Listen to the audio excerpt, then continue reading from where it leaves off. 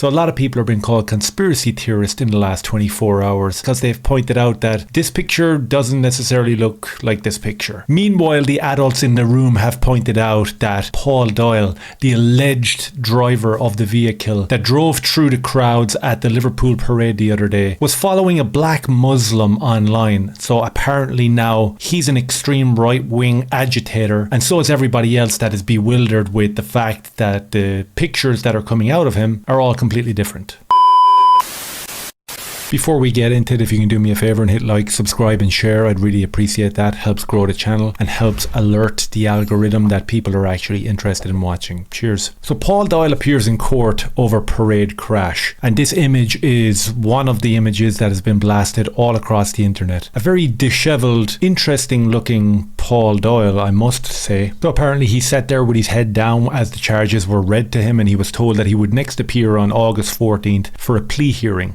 And if he is found guilty of these charges, we would be assuming and we'd be hoping that he would get a proportionate sentence. With everything being taken into account, like the fact that he was supposed to be tailgating an ambulance, but there was no footage and no actual evidence of that. And the fact that people started smashing in his windows and started attacking him. If in fact it was Paul that was driving the car, that he might have gotten panicked and taken off. So as I said, proportionate sentencing will be very interesting to see. But jumping over to being called conspiracy theorists and things like that, I was coming from a place in my last video of objectivity in terms of I couldn't say whether he was driving the car or he wasn't, but what I did say was my objective truth was that it didn't look like him. The pictures did not align any way, shape or form. These were the pictures I was talking about. A little bit of a Michael Fassbender look right here. You jump over here, he's just your generic guy. People are talking about AI and all this type of stuff. I don't know anything about that. The best image of him driving the car. Now there is AI altered images of this one. They're weird. This one looks like it's low resolution enough to be the actual screen grab from the footage that was taken on the day. My point yesterday was that doesn't look like that, and it doesn't look like that.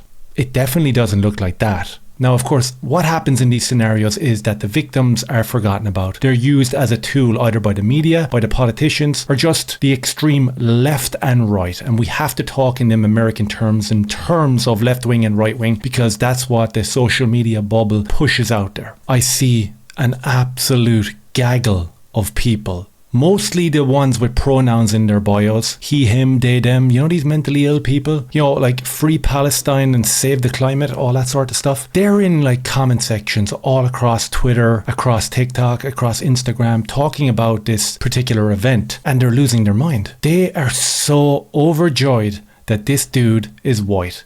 They are so happy. They get to stick it in the face of them extreme right-wing, far-right people that pretty much don't exist. I've seen so many people mentioning the photographs looking different and just getting bombarded by nut jobs talking about, what, you don't think people can get a hair transplant? You don't think people can grow their hair? It's like, this incident happened 3 days ago.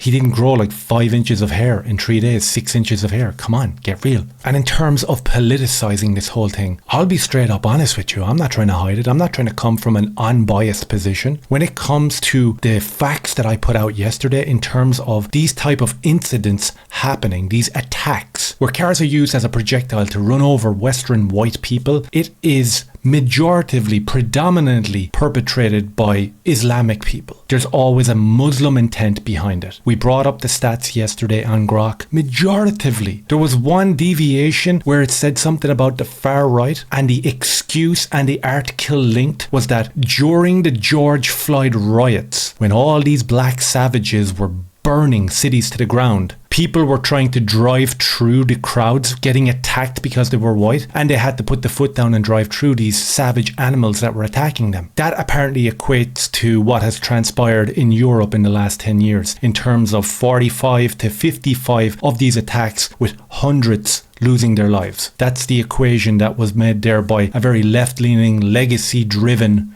ChatGPT or AI search engine. I'm coming from a very, very, very biased position where I say that, yes, as soon as one of these attacks happen, there's only one thing that I can think of. Allahu Akbar, Allahu Akbar! And yes, 99% of the time, I would be correct, like everybody else. But that isn't the reason why we're questioning what transpired with Paul Doyle here. The reason why we're questioning it is the photographs look absolutely ridiculous and doesn't look anything like him. Here's a lad over on TikTok losing his mind. He's a they-them type of a guy, you can tell. And you can also tell from the cut of his jib that he's got some interesting gear on his hard drive. So let's put it that way.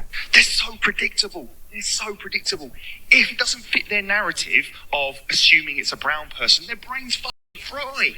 They have to convince themselves otherwise. They have to go, no. My worldview is white people in this country are the good guys, the ones who wouldn't do something like that. Oh, but brown people, we have to assume it's a brown person, otherwise it can't fit our narrative. And then also, the Southport attack.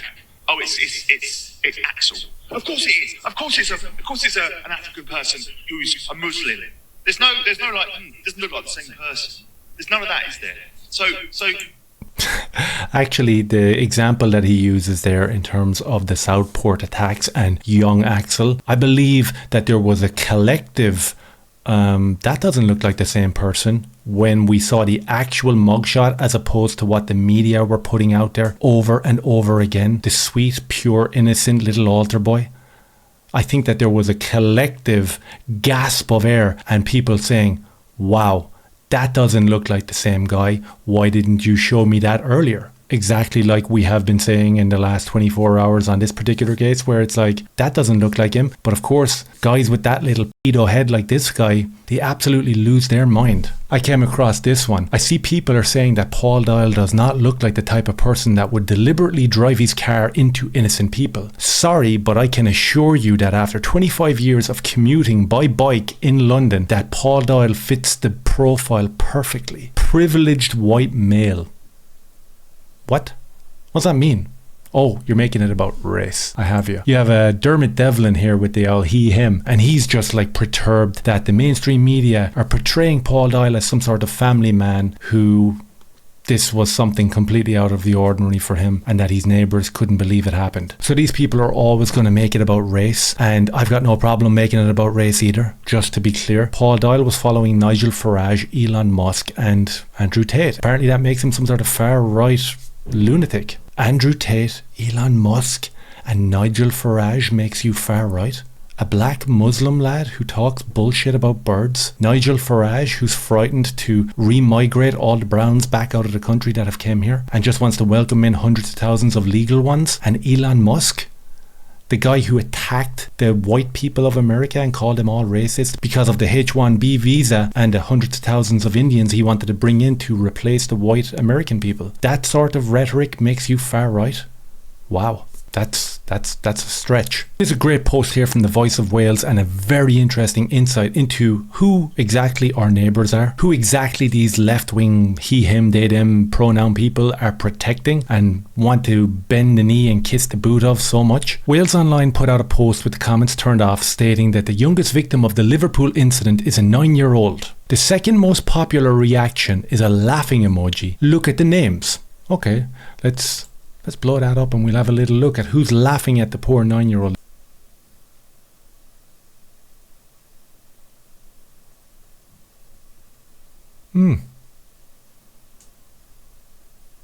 Yep.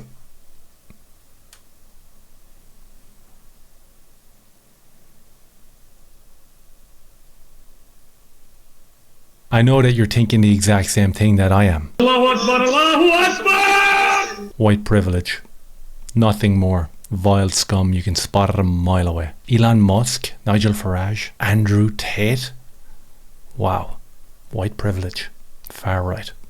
That's what we're dealing with in terms of what happened last weekend with this incident in Liverpool. You're not allowed to ask questions. You're not allowed to look at 2 or 3 photographs and talk about how they look different in your opinion because people want your kids taken off of you for noticing that some of these pictures look different. Such a bizarre echo chamber that we have all fallen into. And following on from my video yesterday where we talked about Keir Starmer capitulating over whether it was going to be precedent moving forward to announce the ethnicity of the perpetrators of these heinous acts, and he obviously didn't answer. Here we have an article saying that the UK police will not release the ethnicities of all attack suspects after disclosing white male arrest in Liverpool. British police forces have reportedly said that they do not plan to reveal the ethnic background of suspects in every major incident, after Merseyside police raised eyebrows by promptly informing the public that they had arrested a white British male after dozens of people were struck down as the driver rammed his car into a parade of Liverpool FC fans last week. So they do not plan to reveal the ethnicity or the background of suspects in major events, only if they're white. Did we just add that little bit in there? I think we did, yeah. But that's kind of what it is, right? I guess where we're landing with this story is that we should be offering thoughts and prayers to the people that were injured. Don't be frightened to ask questions. Don't be frightened to follow gut instincts. And if any of it made sense, let me know down below. Cheers.